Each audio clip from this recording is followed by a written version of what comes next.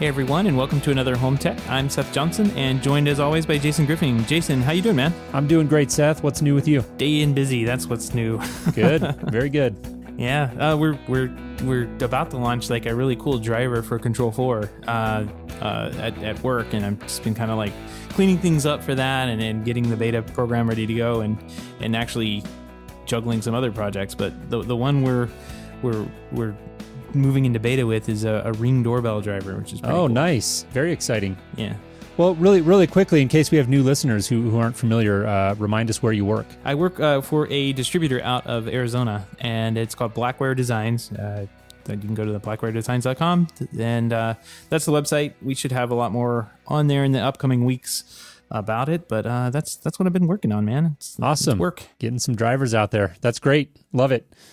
Well, we've got another exciting show here. Really looking forward to presenting our interview. We had Gene LaNois on, and Gene is the head of the Pro channel over at Nest. And this is an interview, actually, that we've been working on coordinating for quite a while. And the timing was great to get him on and just learn a little bit about the Nest Pro program and what they're doing to really work creatively and effectively with various professional trades, like, of course, home technology professionals. But he also talked about their efforts as it pertains to other channels, HVAC contractors, of course, even electricians and whatnot. And so a really interesting conversation, and really enjoyed Gene's input on, the professional channel and what companies like Nest can do to really make that relationship a win-win. Yeah, it was a very cool interview. I was glad to sit down and talk with somebody from Nest finally. It's been one of those that we just haven't gotten around to, and I'm glad we finally did.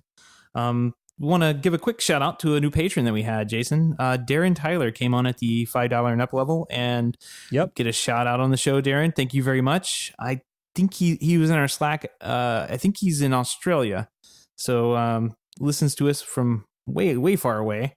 And love it, and in a different time zone even. yeah, right. That's the beauty of podcasting. But yeah, we really appreciate it, Darren. Thank you so much. If you're listening right now and you're not familiar with what that means to become a patron, head over to HomeTech.fm/support, and that's where you can learn a little bit about becoming a member of our Patreon page. And that's a way that you can financially support the show. You can do that for as little as $1 a month. Help us kind of cover our costs for producing and doing a little bit of marketing and all that sort of thing. And we really do appreciate. We've had a number of people sign up for that, and we're always encouraging more people to go check that out. So once again, that URL is HomeTech.fm/support. Yep. Thanks again, Darren. We really do appreciate it. So Jason, happened to catch that Apple event last week? I did. Yeah. Let me tee this up a little. We're going to jump into some news stories here. And before we get into our interview with Gene, so if you're tuning in for that interview, be sure you stay tuned. But before we do that, we're going to talk about a few news stories. And big news this week came out of the Apple event. So we're going to talk about a number of things there, really focused around the release of an app that Apple is releasing called, not so creatively, just TV. But it makes sense. It is a kind of a cool concept.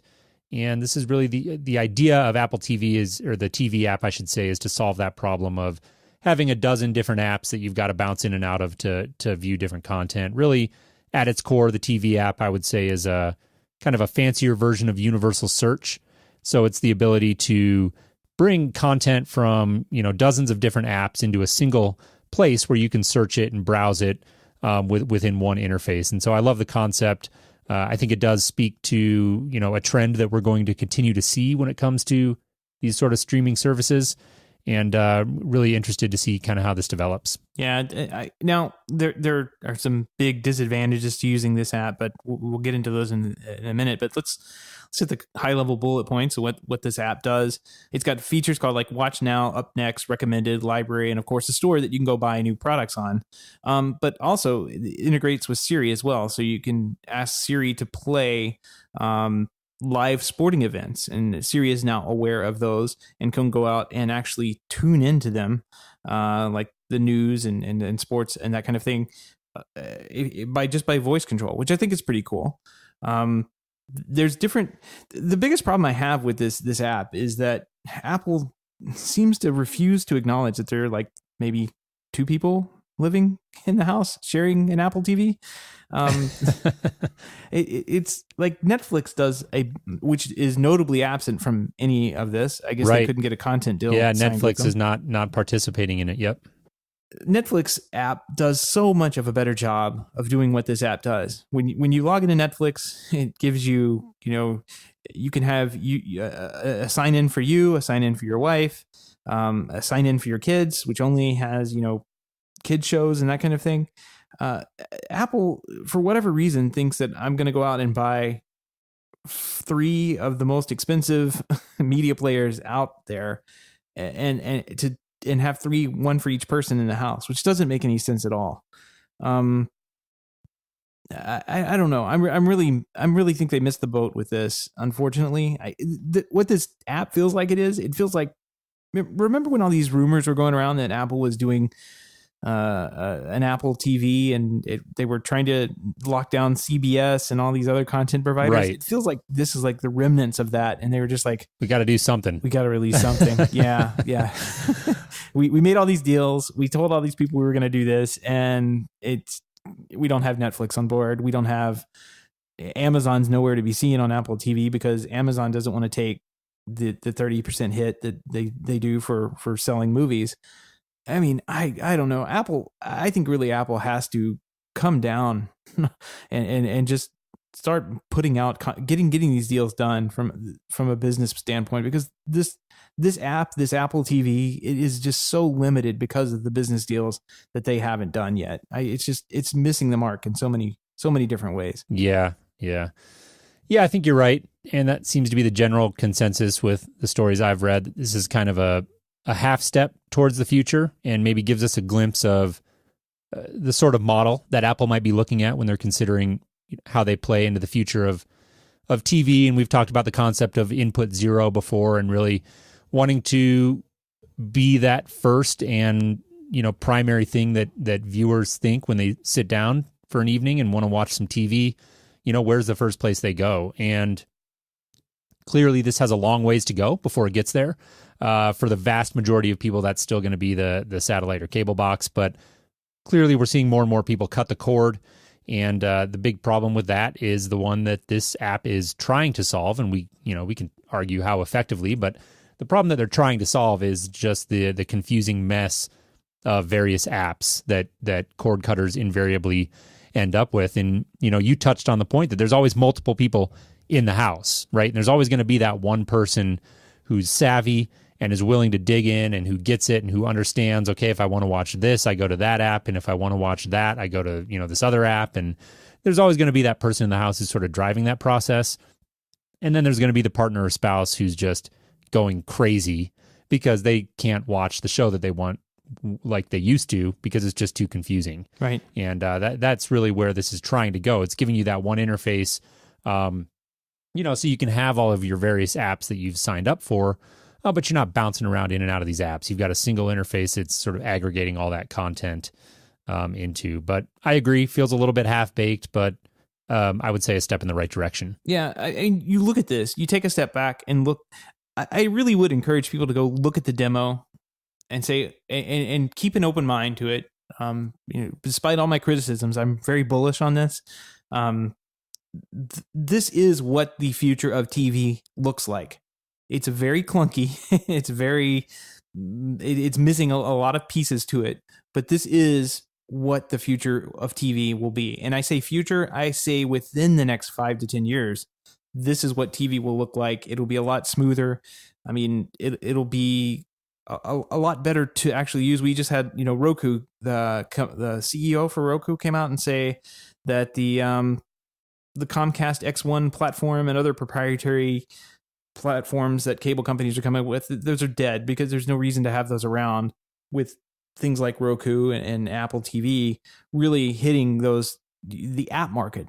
TV will be apps and content will move into apps. It is right. a very natural and, business decision wise, it makes complete sense to do this. And, these proprietary cable boxes and systems that they're developing right now, I kind of agree. I don't think that they're they're going to be around very long, because Right. these content providers will be moving their content into the apps, and that's where people will go, because it'll just be easier for them to get to what they want. Yeah. I agree. I think that the piece that you alluded to by it was on Fierce Cable, and it cited thoughts of the Roku. I believe it was the CEO.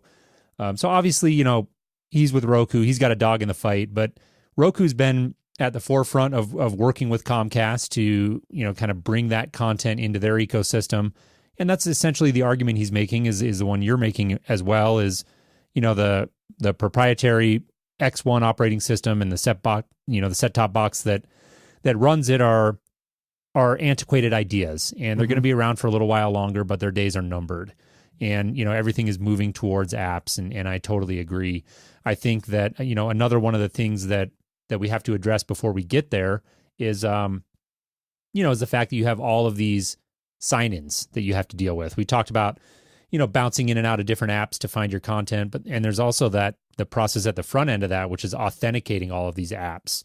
And Apple released their single sign-on solution not long ago that basically is targeted at that problem. They haven't released it yet. It's something I expected to be demonstrated at this event. Well, they showed it, right? Yeah, I mean, they showed it to developers. It was at the developer conference, I believe. They're saying now December, so fingers crossed we'll have that December. Right. Yeah, and there was a couple stories this week that didn't bode well for that. And it looks like companies like Comcast, which we just talked about, are kind of moving away from that for whatever reason. I don't understand all of the motivations behind that. I do know that Comcast has basically said that they're not going to be available. So the Comcast app will not be part of the Apple's single sign-on program at its release.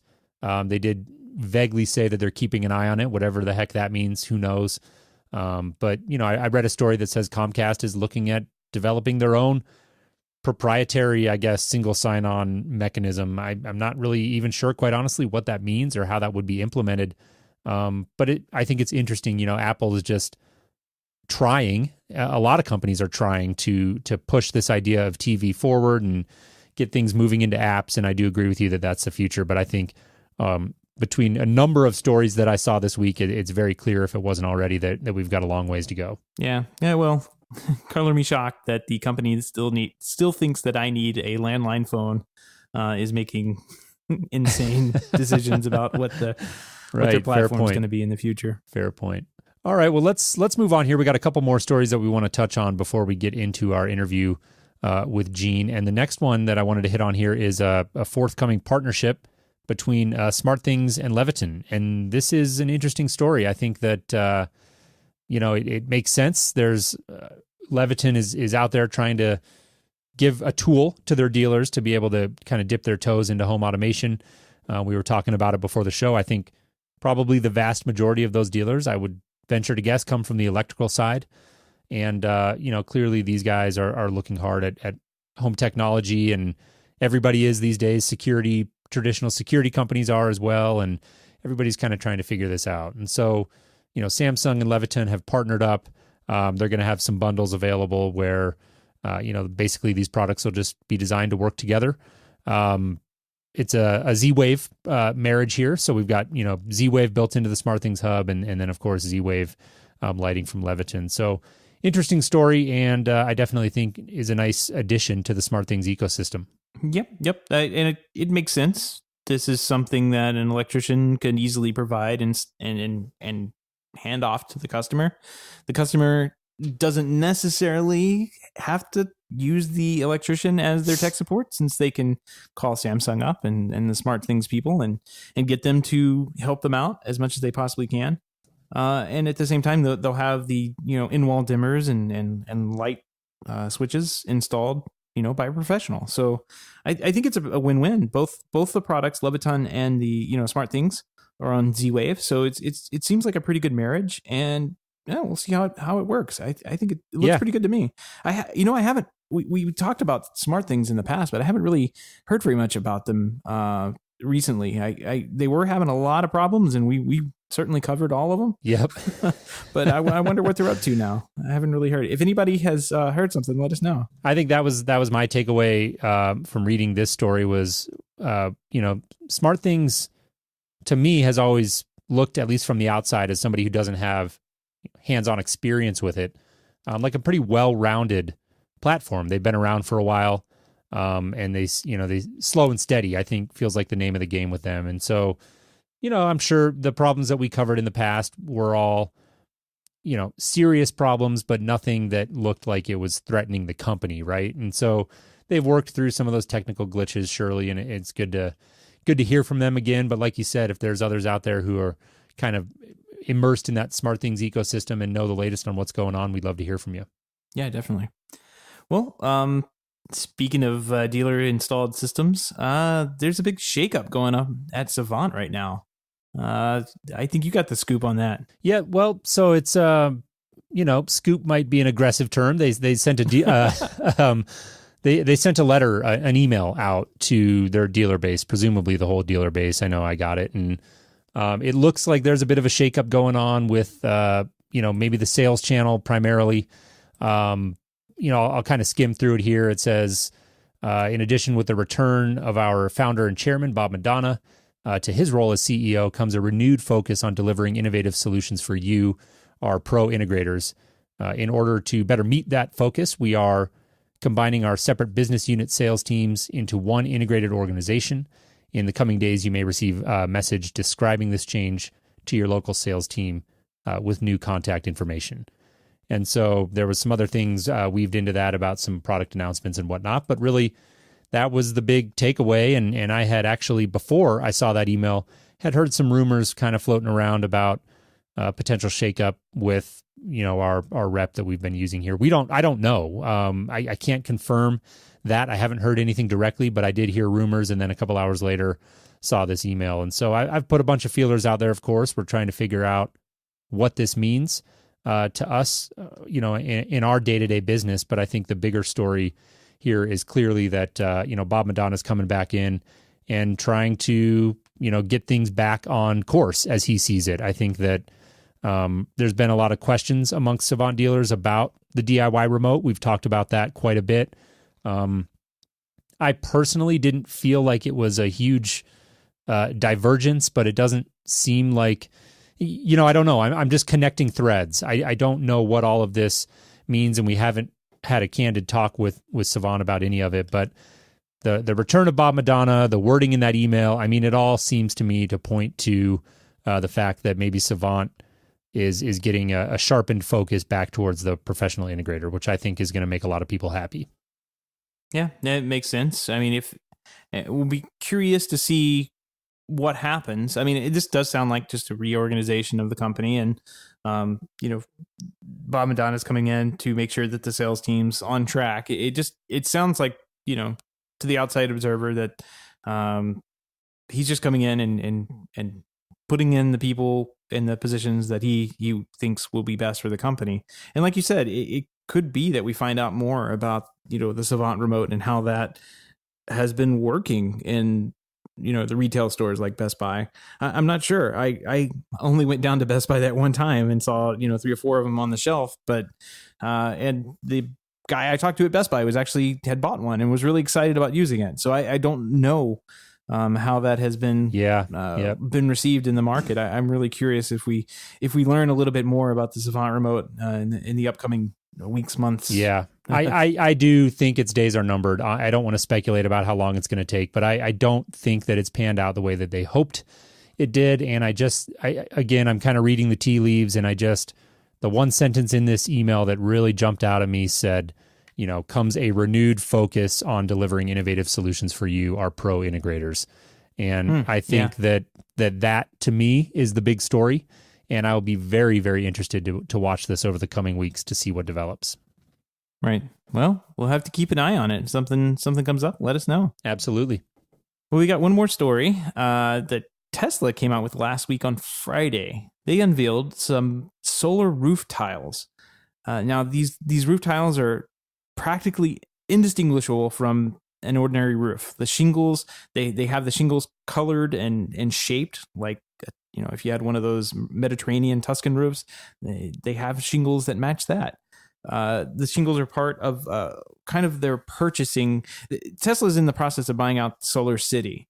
So this is kind of one of those all-in-one solutions that they're going to be trying to deliver to homeowners in the future. And I think this is killer. I have a guy behind me who has a decent solar array on his house. I mean, this thing's pretty big. We don't live in very big homes, but he has enough that on his house he probably doesn't have an electricity bill at all during the summer. And the panels are large. They don't look all that great. But if I could get something that matches the tile roof that I have, that'd be awesome. I'd go for that in a millisecond. Yeah, without question. I think this is it's a great idea. It seems very Tesla-like. I mean, they're a unique company. They take a unique approach to product design, and so I thought this was a really a cool story. I'm with you. I think that solar panels are frankly hideous. Oh, well, don't hold back, Jason. But I think that let's be real. You put them on your roof and you never see them. It's your neighbors who have to look at them, right? And so it's one of those things. I get it. There's quite a few homes around here that have solar panels. I've given it some thought. I just haven't, made the time to really investigate what's involved with that. I think at some point we'll probably go down that road in some form or another. But I'm with you. I think this is a great idea. I'd love to see this really take hold and have more people get behind it, because I love the idea of solar. I think it's clearly, it's a no-brainer if you can make it work. But to have it in a way that it doesn't really, sacrifice the aesthetic of the neighborhood, I think is clearly a winning proposition. So I'm pulling for this thing. I'm crossing my fingers that this can really take hold. Yeah. Now there is a trade-off. With every good thing comes a bad thing. The shingles have a disadvantage to the ones that are stand out that you think are hideous. The shingles are, since they're tinted, they have color added to them, and they're made to look like the roof tiles.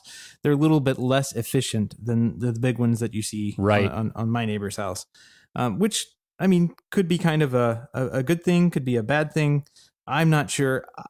Personally, I think it's a good thing. If more people get past the look of solar electricity and could put this on their homes, I think the more adoption that we have of solar, the better. I really do. Because I'm with you. It's definitely something that I mean, we have these roofs on our house. They're protecting us, but they're not really doing very much to help our electrical consumption or anything like that. So I'm all for this. The more the better. Definitely. Also curious how it stacks up cost wise, versus quote unquote traditional solar panels. So we'll have to dive into this a little bit more and keep an eye on it. Feels like a developing story still, surely a pretty new announcement, but I'm a big fan. I sent you a picture. Got my fingers crossed for him. I sent you a picture. We'll put it in the show notes. I sent you a picture of the house behind me over in the Slack channel there. You can take a look at it. You may I'll be sure to take a look. I'm sure I'll love it. Yeah. All right, cool. Well, let's get into our interview here. Again, we had Gene LaNois on, and he is the head of the professional channel over there at Nest. And he joined us to talk about that pro channel, what the company is really doing to embrace their professional partners and make that into a real win-win relationship. And so I really enjoyed our conversation with Gene, and hope you do too. Let's get started. Hey, Gene, welcome to the show. How are you? Hey, Jason. Thanks. I'm doing well. Thanks for having me. Yeah, it's our pleasure. We're excited to have you on, and we're looking forward to conversation here about Nest and the professional channel, and this is sort of a big topic here on the Home Tech podcast about products like Nest, which are traditionally kind of consumer products, and how those carry over into a professional install space and what the ramifications are of that. And so we're really looking forward to that conversation. But before we jump into that, why don't you give our listeners just a quick personal introduction and maybe talk about some of your industry background as well? Yeah, sure. So my background starts off as a heating and cooling contractor. So I was a professional installer way back in the day. But prior to working at Nest, I actually worked for a company that was in the wholesale distribution. And I was actually Nest's very first customer. And went from being a first customer to joining Nest in August of 2013 to run the professional channel business. And really at Nest, what that means is I'm responsible for the business that has everything to do with professional contractors of all sorts. We primarily our biggest trades tend to be HVAC, no surprise with, of course, the thermostat. But we also do a tremendous amount with custom integrators, electricians, security contractors, and there's even some energy type contractors, solar energy installers.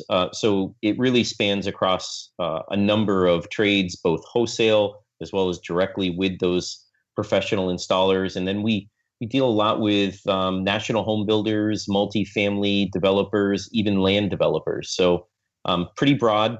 So I run that business for Nest and deal with everything from the sales force that's out there helping to get face to face with all of the professionals out there, to dealing with the engineers on some of how the product needs to be possibly tweaked to make it work better for a contractor. Gotcha. Well, sounds like you got a pretty full plate there, and I'm sure that's plenty to keep you busy. Why don't you give us just the quick elevator pitch and talk about what the Nest, this is a big question, and obviously we're going to jump into a lot of the details, but what is really kind of the essence of, or maybe the mission statement of the Nest Pro program? What is it all about? Yeah, really, this is, for us, the Nest Pro program itself is really about enabling professional contractors to take advantage of the brand and technology and enable them to incorporate it into their business and really be a profit center while really creating delightment with homeowners, business owners, building owners. A lot of people, when they look at Nest, they've seen a lot of what a lot of people call a DIY, but Nest actually started in the professional channel first. And our mission is really about enabling our products to be part of that everyday business portfolio. And we've gained a ton of ground with getting our products out there and enabling contractors and professional installers to use it in their business. Very nice, very nice. So, say I'm a contractor, an HVAC contractor, or even a custom installer. How do I go about becoming a Nest Pro? Is there a website to go to? What's my first step? Yep. So super simple. It's as easy as just going to nest.com /pro. So nest.com/pro. It's a simple sign up. And we do a basic, call it background. We're creating some level of vetting, making sure that these are legitimate contractors, legitimate businesses. It's there to protect the customer, make sure that we're prioritizing that customer experience and making sure that we're enabling some of those companies to be real companies. We keep it simple, but there's usually about a 24 to 36 hour turnaround. And once you become a Nest Pro, that opens up a window of opportunity from direct communications that we're sending to our Nest Pros, a level of technical support. There's also tech support that's directly set up for the technicians, specific 800 number where they move to a level 2 tech support person rather than dealing with a level 1. Because let's face it, when a professional is looking for some help, they're usually asking something that's maybe a little bit more in depth, and they move right to the front of the line. If there was, you're not having to wait with, call it a DIYer that may just have a simple question, because, professionals, their time is definitely their money. So we've really put some emphasis on making sure that we set them up with some prioritization to enable them to run their businesses as efficiently as possible. That's very nice. I've installed a number of Nest thermostats in the past. I probably was a Nest Pro, but I wasn't aware of the phone number to call, because that's really handy. Very cool. So Seth, thank you for installing the stats, but it was something we heard loud and clear. I knew from my background, it was something that we needed to do, and we put a lot of emphasis on our tech support. we're one of the few companies that has 24-hour tech support, as an example. So since we sell products in Europe, we roll our tech support between the US and Europe for those different hours of, call them odd hours. And so you can always reach somebody. And both call centers are set up and trained on both the European product as well as the American product. Very nice. That's good to know. Where do you see most of your Nest Pros come from? Is it the HVAC channel or the integration channel? Yeah, so the integration channel is extremely strong for us. It's a little bit of a smaller industry than the HVAC, and based on the course that we came out with thermostat first, there's a lot of HVAC, and then security and electrical, and as I said, some of the other trades. But the custom integrators, we love dealing with those guys. They love the latest, greatest stuff. So anytime we have something new, it seems like the embracement of that technology comes first from the custom integration side. Awesome. Well, I love to hear that you've got, a strong background kind of coming from the industry, and I love what you're saying about support. I think that's a really, really important thing when you talk about, the home technology professional and the integrator. Yeah, we're very unlikely to call a support number with a basic question that would require a tier one type of response. So I think that's really important to kind of prioritize that, get people up to the front of the line. I think you're doing the right thing there. I want to ask a question from Nest's perspective as opposed to the integrator's perspective. And, Nest is obviously a very big company and part of an even larger company with Alphabet. How important would you say the Nest Pro program is to the overall Nest company? Yeah, extremely important. It's it's one of the fastest growing channels at Nest. And to give you some context, there's about 14 million thermostats sold in North America every year. And out of those 14 million, about 9 million of those are professionally installed. So I think that gives you an idea of how important this business, this side, the professional installer side, what that could mean to Nest, because most of that market really exists coming out of that channel. Right. And I think you're right on point. A lot of people do think about Nest and they think first of potentially a DIY product, but I think that might be a little bit misleading or just not quite the whole picture, right? Because I think there's a lot of people out there, probably the majority of people, who just simply aren't going to be comfortable installing a thermostat themselves. And so I think having a partnership with professionals is a really great way to ensure a better overall experience. Do you find that's the case? Do you feel that your end users are getting a better overall experience, not only with the initial setup and the installation, but just over the life of owning that product? Yeah, we definitely are. And some of it just comes from, I think in when you look at the market, there's two sets of people. There's people that want to do it themselves, and it's nice when there's, call it one product.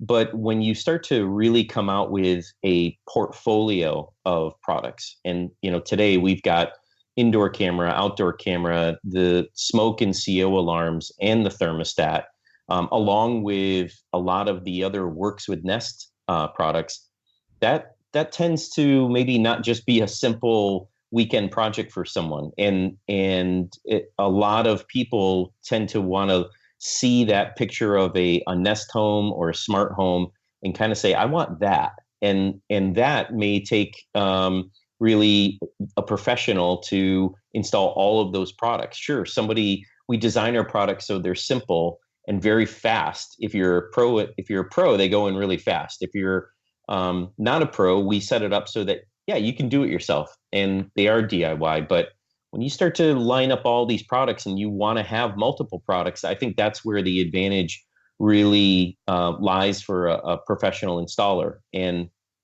we've invested even more by we have separate SKUs that are set up. So the thermostat that is sold to a professional is in a different box. It's got pro messaging, and it even has a different warranty. So a pro SKU sold and installed by a professional contractor carries a longer warranty our DIY product, and that's partly just due to the fact that we know that product will get installed correctly.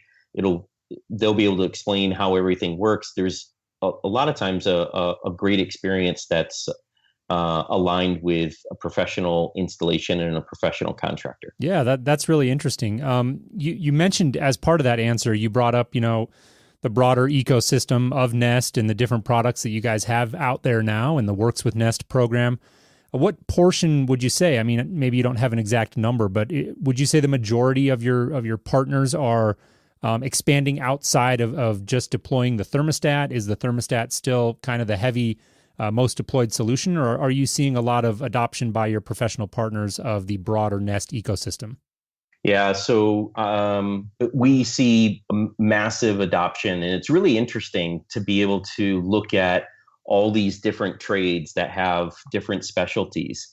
But it's the interesting part is watching how they really they're all starting to come together a little bit. Watching HVAC contractors start to play in the camera business, watching integrators start to install smoke and CO alarms, as well as thermostats. Thermostats are still, when people think of Nest, it's funny. I'll see somebody on a plane or standing in a line and they'll ask me what I do, and I tell them I work for Nest, and they make this little gesture with their hand, like they're grabbing onto a round thermostat. So yeah, I mean, most people know us for the thermostat. It is one of our strongest selling products, but the market is just really. I'm so bullish on the Internet of Things and the smart home. To be honest, it's one of the things that we call in our business. We call it the new trade, because it's not home automation, and it certainly isn't it's not HVAC, it's not security. It's really what we call kind of the smart connected, and it's new for the most part, and it's pretty exciting. We've been talking for over 10 minutes now, and in my head, I'm thinking of Nest, and I'm thinking of a thermostat, and I keep forgetting you guys have the full product line. You have the not only the thermostat, you have the cameras, you have the indoor, outdoor, like you said. You also have the smoke alarms. And I know you said that earlier. It's just every time I hear Nest, that brand is so ingrained with the thermostat. That's got to be kind of an uphill battle to make people realize it's more than just the weird hand gesture there of rotating rotating the thermostat. Yeah, I mean, for a while we were a thermostat company, and it's really refreshing to be able to talk to different partners across the board, whether that be manufacturers that partner with us, or contractors, or wholesalers, distributors, and really get a chance to position ourselves as a technology company. We also announced that we've been working with Yale, and we have a door lock coming, and that will be another product that works inside the Nest app. It's not a Nest product, but it's an outside product. It's a Works with Nest product that will work inside the Nest app, and that gets really exciting too. Very cool. Yeah, and this is like the Work with Nest program is what Nest has used to enable other third-party integration with the product itself. What is the official stance? I mean, I guess it's pretty straightforward now with companies like Control4 and Savant, Crestron, that kind of thing. Are you seeing a big uptick from dealers using the Nest product with those types of systems too? Yeah, I think that's just been nothing but an accelerator for the business. I think it was interesting when we released the APIs as an example for the thermostat.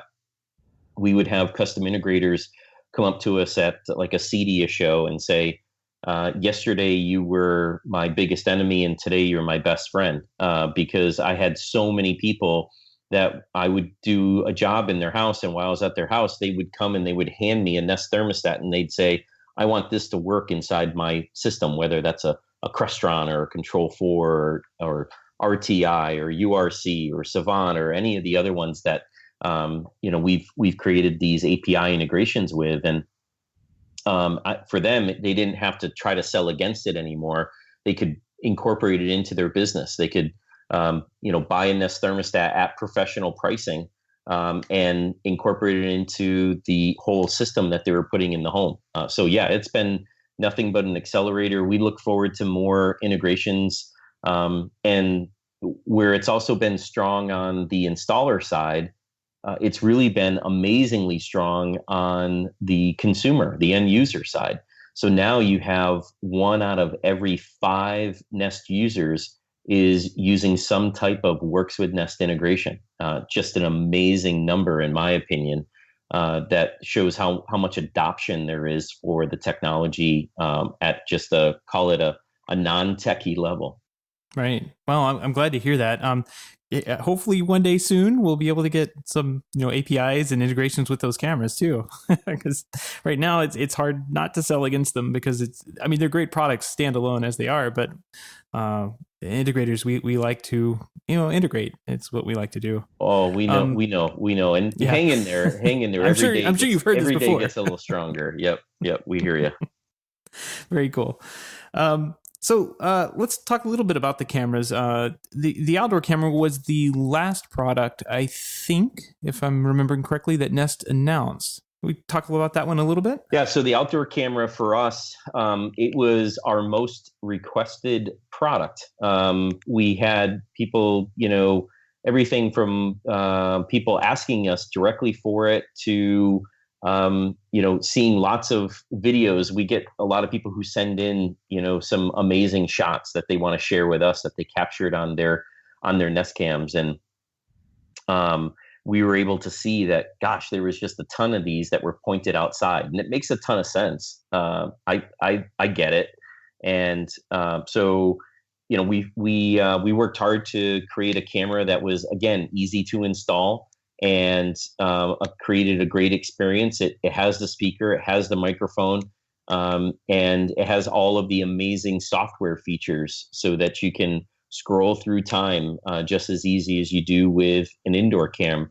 But this is also where we were able to take advantage of some just great technology, and being able to identify and give the difference between just general movement or activity that was happening outside, to being able to tell somebody that we think that we've seen a person. Where we create these push notifications, you could be in a business meeting somewhere, and your Nest Cam could give you some information, a notice that it saw some activity. Well, that's okay. That may not be compelling enough to open up that notification. But if you're away and your camera can tell you, we think we've spotted a person, well, that may be enough to really compel you to open that up and take a closer look. So that's another area for us that was really exciting, to be able to provide some amazing operating software with those cameras, while giving everybody what they really wanted. Besides indoor, they really wanted to see outside too. Yeah, definitely. I own a couple of drop cams that I've had for quite a while, and use the Nest app to view those, and I love it. I think the software is amazing. You mentioned the ability to just really easily kind of scroll back through time and look at motion alerts and that sort of thing. And I think you guys have obviously done a beautiful job with the app. When we look at the outdoor cam in particular, I know that people who work in the professional integration channel were drawn to a particular feature, which is the power cord. And there has been a lot of conversation in the circles that we run in about the decision to maybe forego a technology such as PoE, for example, where you wouldn't be reliant on having an electrical outlet on the outside of the house. Can you talk about, surely that was considered, and can you talk about the decision to approach power the way that you guys did? Yeah, so the first camera that we released outdoor, we wanted it to be, again, a scenario where it could be a DIY, and we wanted it to create as close to an original Nest Cam experience as possible. We've seen a great response from it. We also, since we were at the CEDIA show, we had the camera there, and we got a lot of feedback from numerous integrators and installers while at the show. And what I would say is that we totally understand the need for PoE. when it comes to pro install. I think the easiest thing to say is stay tuned, right? Don't count us out when it comes to that technology. I like that. A little teaser here. So we'll be paying close attention. I do just know that, the professional installers are looking for a product that they can really just tuck up, high on the house and, not have any cords showing. And that's big for the kind of clients that we serve. And totally. And so depending on, what's involved with making that happen, I do think it would be something that the professional channel would readily adopt without question. Oh, I could not argue with you whatsoever. I totally get it. And we've seen some creative things from the installers already. They do an amazing job, even given how that power cord is set up. We've seen some pretty creative stuff where these guys really make some things look pretty awesome on the install. Doesn't surprise me. That's what we do. So. But let's zoom out a little bit. I want to talk about, I know you're actually right in the midst of this, and so I really appreciate you taking the time to join us on the show here. You're out on the Nest Pro Tour, and give our listeners a little bit of an overview about that, when it starts, how many cities and what attendees of the show can expect. Yeah, we started in October. We're hitting about 30 cities across the United States. And this is myself as well as different members of my team. We'll send out announcements via email to registered Nest Pros.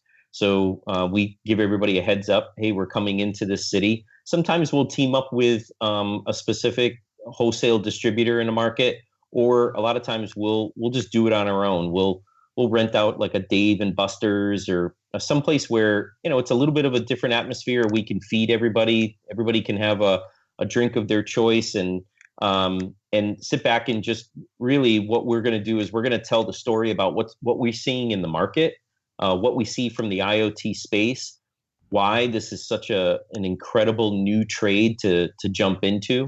And then we cover product, and there's a lot of interaction in these meetings.